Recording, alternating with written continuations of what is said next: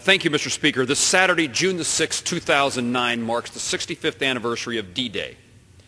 65 years ago, 150,000 Allied soldiers, many of them just teenagers, braved tumbling seas, inclement weather, waves of machine gun fire, and millions of landmines to take a stretch of beach at a place called Normandy.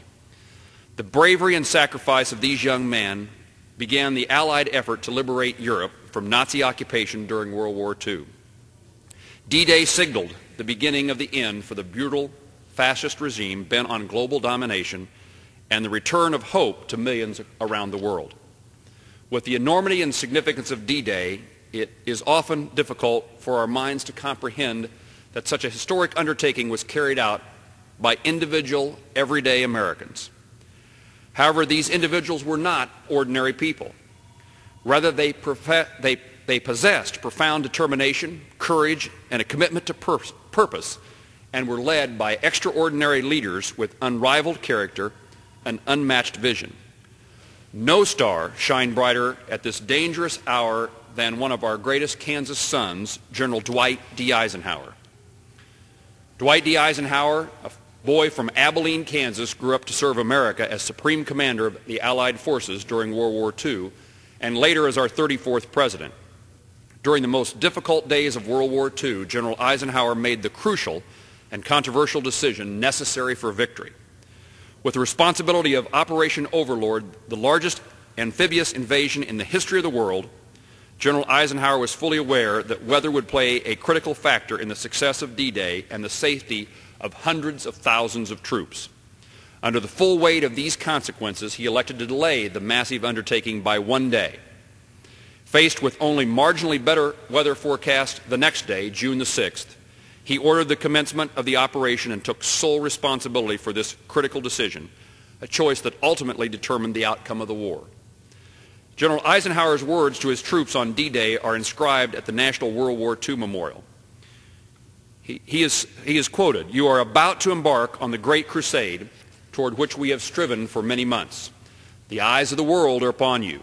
I have full faith in your confidence, in your courage, devotion to duty, and skill in battle. We will accept nothing less than full victory." No one understood the historical enormity of D-Day more than General Eisenhower. His sense of responsibility was profound. Following the successful landing at Normandy, one of Eisenhower's aides discovered a note that Eisenhower had inscribed before the invasion.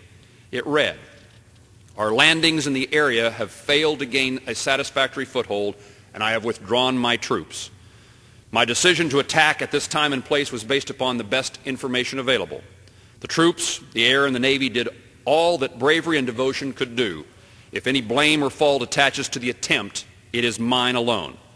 In these current times of great national challenges, we need leaders who possess the same sense of responsibility."